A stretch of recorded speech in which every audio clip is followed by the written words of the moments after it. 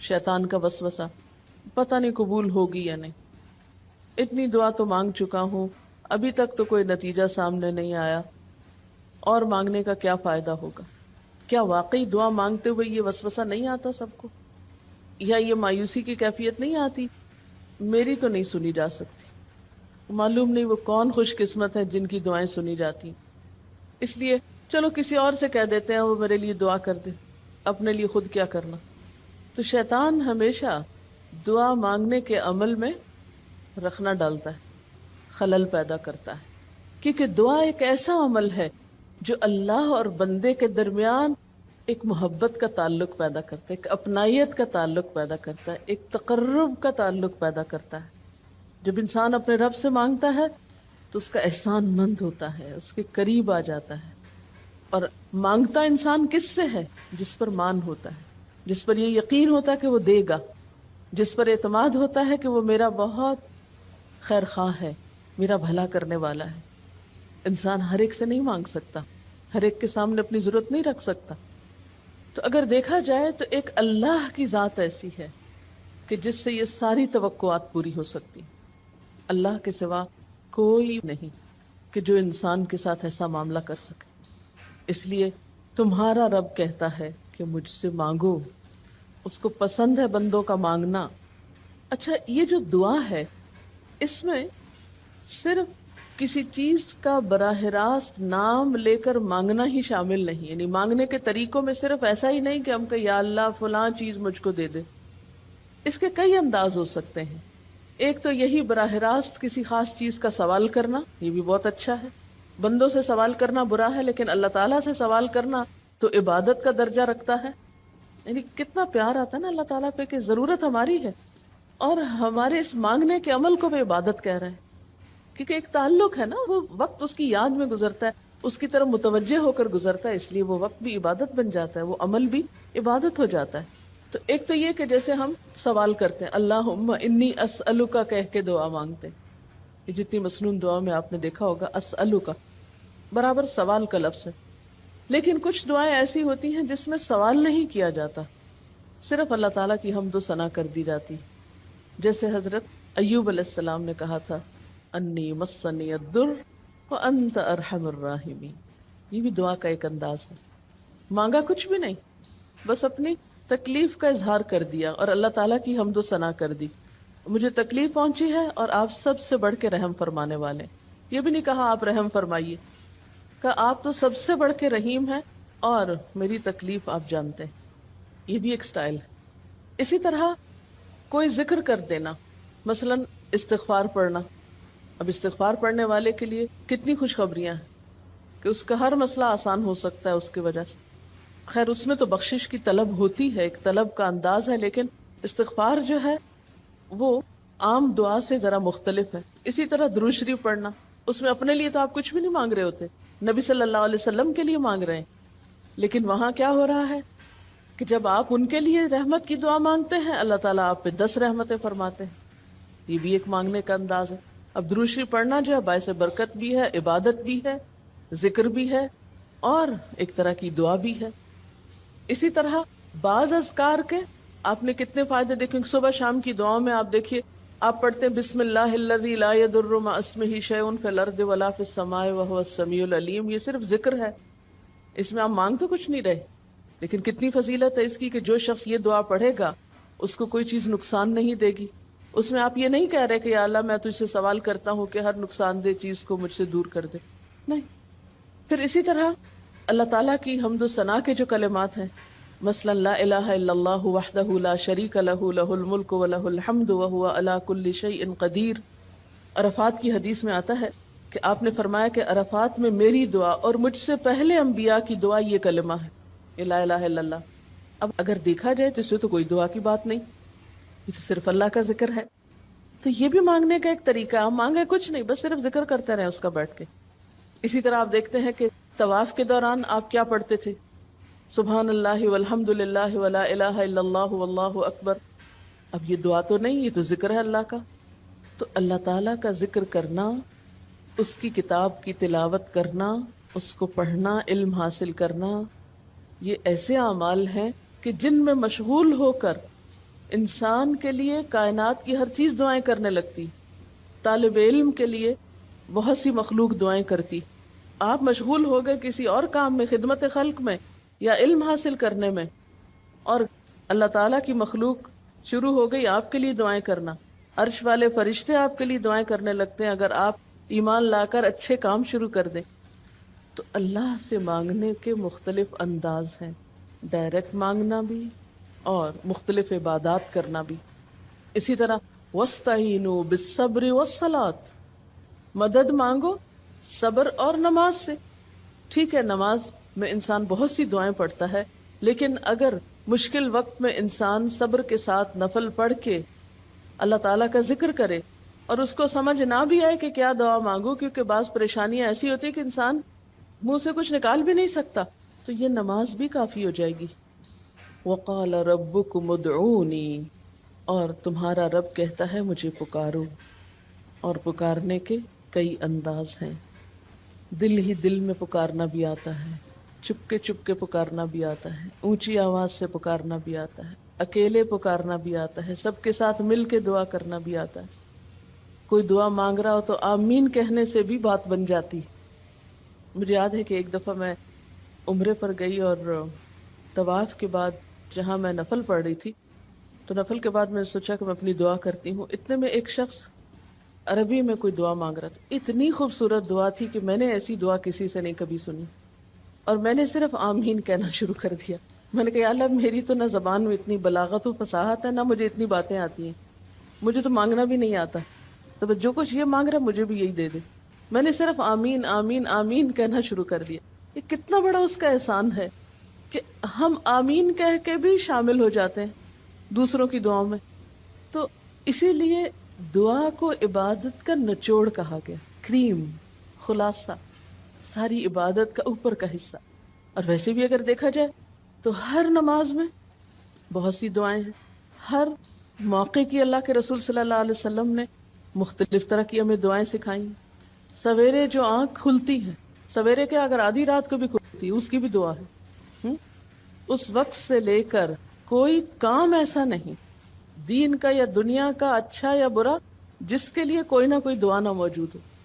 یعنی اتنا خوبصورت عمل ہے دعا مانگنا کہ جس کے لیے کسی خاص چیز کی قید بھی نہیں کہ کہیں بند کے بیٹھو تو ہی مانگو، کہیں پہنچو تو مانگو. نہیں، کہیں بھی مانگو، دن کو مانگو یا رات کو مانگو، کھڑے ہو کے مانگو یا بیٹھ کے مانگو، چلتے پھرتے مانگو یا چپ کے مانگو، منہ سے بولو بھی نہیں اور دل ہی دل میں مانگو تو بھی وہ سن لیتا ہے.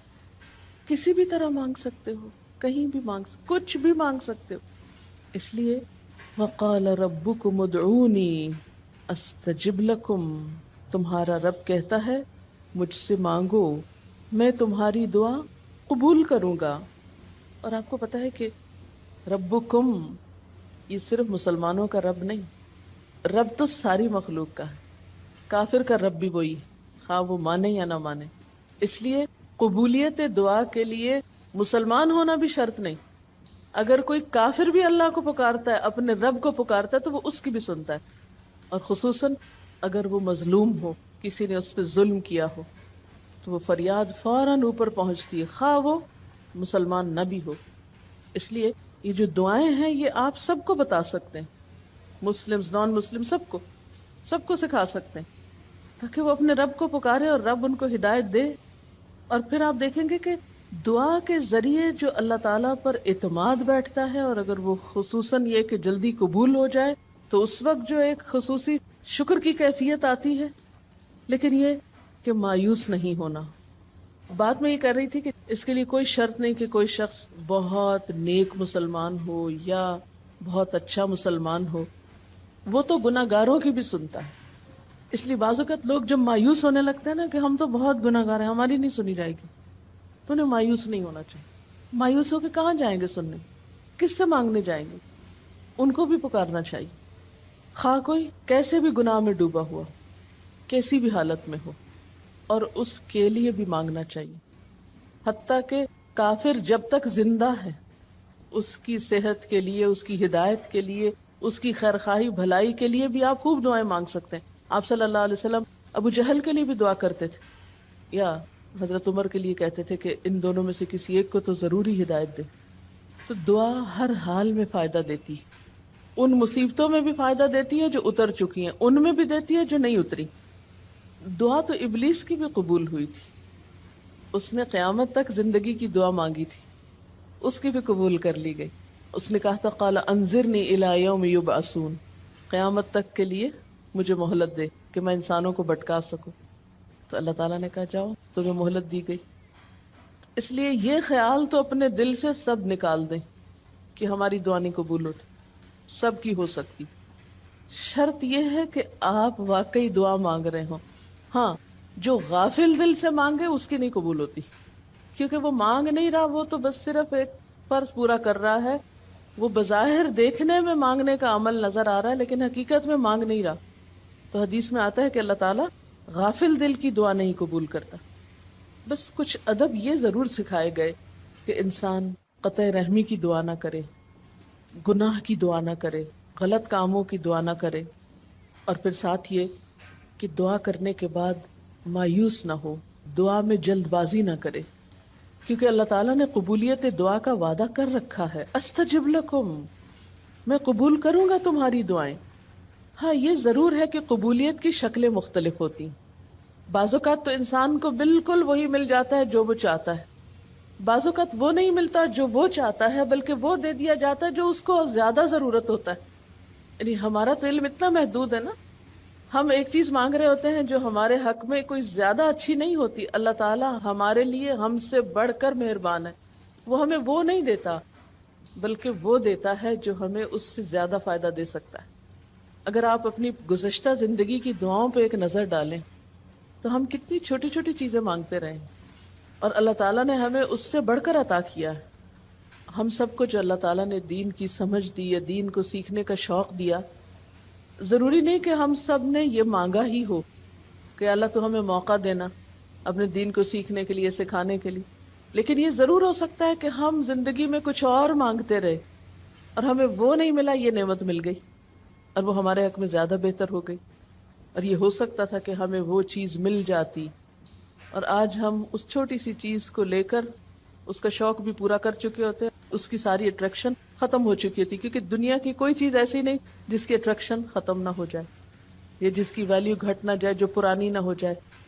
لیکن قرآن کا علم ایک ایسا علم ہے جو ہر دم نیا لگتا ہے، ہر دم زندگی دیتا ہے، خوشی دیتا ہے، سکون دیتا ہے، ایک راحت ملتی ہے.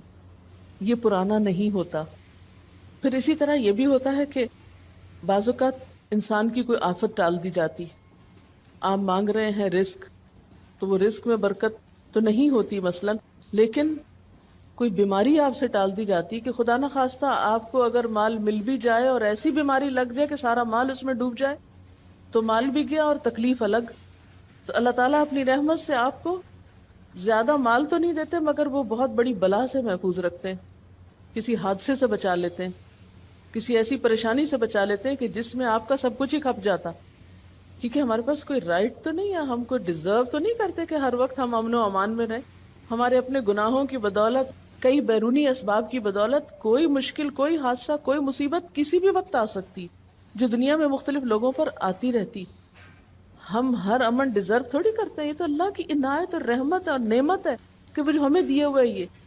اور یہ عین ممکن ہے کہ ہم کوئی اور دعا مانگتے ہوں اور اللہ تعالیٰ اس کی بجائے ہمیں عافیت میں رکھے ہوئے ہو، ایک پرسکون زندگی دیے ہوئے ہیں ہمیں کہ ہمارے ہاتھ پاؤں سلامت ہیں، ہم بول سکتے ہیں، ہم دیکھ سکتے ہیں، ہم کھا پی سکتے ہیں، ہم چل پھر سکتے ہیں، ہم کسی کے محتاج نہیں ہیں.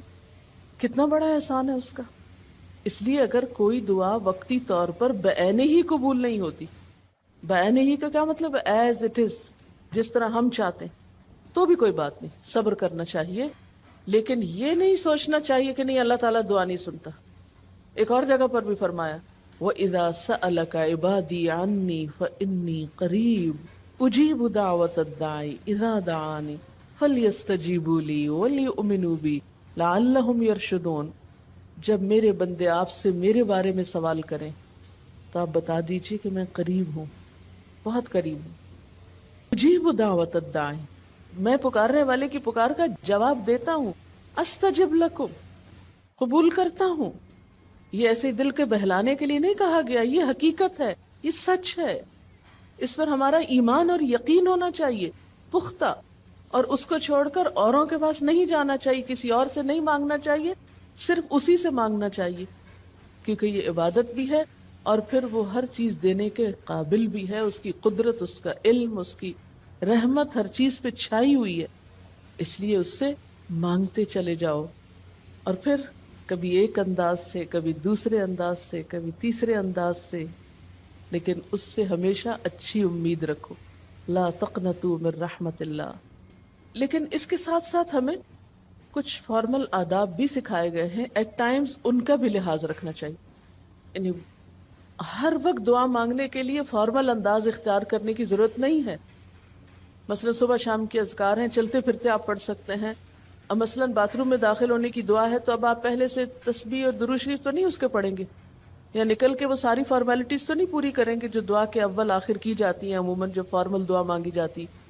تو ایٹ ٹائمز آپ بس ڈائریکٹ دعا مانگ لیں، ایٹ ٹائمز آپ پوری فارمیلٹیز کے ساتھ مانگ لیں، اور اس میں آپ دیکھیے کہ فارمل دعا مانگنے کا طریقہ کیا ہے کہ اللہ تعالیٰ کی حمد و ثنا سے شروع کیا جائے، نبی صلی اللہ علیہ وسلم پر درود بھیجا جائے، پھر اسی طرح یہ ہے کہ دعا میں عاجزی ہونی چاہیے، مانگنے کا انداز غالب ہونا چاہیے، شعر کے انداز میں چیخ چلا کے دعا نہیں مانگنی چاہیے، یا تقریر کے انداز میں دعا نہیں مانگنی چاہیے، امید اور خوف کے درمیان اعتدال کے ساتھ، پھر اسی طرح یہ کہ دعا میں مبالغہ آرائی نہیں کرنی چاہیے، پھر اسی طرح کچھ چیزیں ایسی ہیں کہ جن کا اگر اہتمام کبھی ہو سکے، کبھی کبھار تو بہت اچھا ہے، اور خصوصی جو قبولیت کے اوقات ہیں ان کا لحاظ رکھتے ہوئے ان مواقع سے فائدہ اٹھانا چاہیے، مثلا رات کے تیسرے حصے میں یعنی سحر کے وقت، پھر اسی طرح اذان اور اقامت کے درمیان، صف میں کھڑے ہو کر، صدقہ کرنے کے بعد،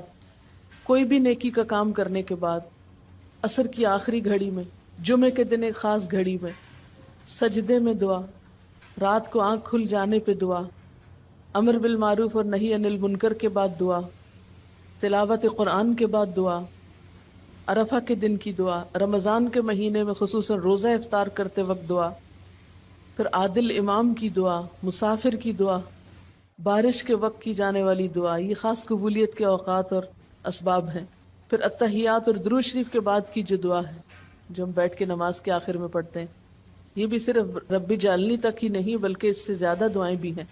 پھر اسی طرح جب اللہ تعالیٰ پر بہت پیار آ رہا ہو، بہت دل اس کی طرف متوجہ ہو، کیونکہ اللہ تعالیٰ غافل دل کی دعا نہیں سنتے، تو جب دل بہت متوجہ ہو تو فوراً دعا کے بھی فائدہ اٹھا لیں۔ اسی طرح اضطراری کیفیت میں، بہت بے چینی کے وقت، جب کچھ سمجھ میں نہ آ رہا ہو، بیماری کے وقت، پھر اسی طرح سفر کے وقت، پھر اولاد کی دعا ماں باپ کے لیے، ماں باپ کی دعا اولاد کے لیے، استاد کی دعا شاگردوں کے لیے، شاگردوں کی دعا استاد کے لیے، اور جب دعا مانگے تو انداز کیا ربنا اغفر لی ولوالدی وللمؤمنین، اپنی ذات سے شروع کر کے والدین یا قریبی لوگوں کے بعد پھر سب کے لیے عام دعا، پھر اسی طرح وضو کے بعد کی دعا، کعبہ کو دیکھتے وقت جب پہلی نظر سے دیکھیں، پھر حتیم کے اندر، پھر سعی اور طواف کرتے وقت دعائیں پڑھنا، پھر مزدلفہ میں۔ لیکن یاد رکھیے کہ ان قبولیت کے خاص مواقع اور مقامات کے علاوہ دعا تو کسی بھی وقت کی جا سکتی اور کوئی بھی گھڑی قبولیت کی گھڑی ہو سکتی، اس لیے ہمیشہ دعا مانگتے وقت یہ یقین رکھیں کہ اللہ تعالیٰ قبول کرے گا، مایوسی کے ساتھ دعا نہ ہو، کیونکہ جتنی ہماری دعا کے اندر یقین کی کیفیت ہوگی اتنا ہی انشاءاللہ قبولیت کے چانسز زیادہ ہوں گے۔ یعنی عزم کے ساتھ دعا مانگنی چاہیے، یہ نہیں کہنا چاہیے اللہ تو چاہے تو قبول کر، نہیں چاہتا تو نہ کر، یہ نہیں کہنا چاہیے کبھی بھی، نہیں اللہ تو کر سکتا ہے تو قبول فرما۔ پھر اسی طرح آپ دیکھیں کہ مظلوم کی بد دعا جو ہے وہ بہت تیزی سے قبول ہوتی، کہتے ہیں نا مظلوم کی بد دعا سے بچو کیونکہ وہ کہاں جا پہنچتی ہے، ساتویں آسمان تک۔ اور پھر آپ دیکھیے کہ نبی صلی اللہ علیہ وسلم نے فرمایا لا يرد القضاء الا الدعاء، قضاء کو کوئی چیز نہیں ٹال سکتی مگر دعا، یعنی تقدیر بھی بدل دیتی۔ آپ صلی اللہ علیہ وسلم نے فرمایا آدمی جب کبھی اللہ سے دعا مانگتا ہے اللہ تعالیٰ اسے یا تو وہی چیز دے دیتا ہے جس کی اس نے دعا کی تھی، یا اس درجے کی کوئی بلا آنے پہ اس سے روک دیتا ہے۔ آپ صلی اللہ علیہ وسلم نے فرمایا بندے کی دعا قبول کی جاتی ہے بشرطے کہ وہ کسی گناہ کی یا قطع رحمی کی دعا نہ کرے اور جلد بازی سے کام نہ لے۔ عرض کیا گیا جلد بازی کیا ہے یا رسول اللہ؟ فرمایا جلد بازی یہ ہے کہ آدمی کہے میں نے بہت دعا کی مگر میں دیکھتا ہوں کہ میری دعا قبول ہی نہیں ہوتی، اور یہ کہہ کر آدمی تھک جائے اور دعا مانگنی چھوڑ دے۔ نہیں، دعا سے کبھی نہ تھکے، اس لیے کہ اللہ کی نگاہ میں دعا سے بڑھ کر کوئی چیز باوقت نہیں۔ لیس شیء اکرم علی اللہ من الدعاء۔ اور پھر خصوصاً اللہ کا فضل مانگنا، قرآن پاک میں بھی اللہ تعالیٰ فرماتے ہیں وَاسْأَلُوا اللَّهَ مِن فَضْلِهِ، اللہ سے اس کے فضل کا سوال کرو۔ پھر اسی طرح عافیت کی دعا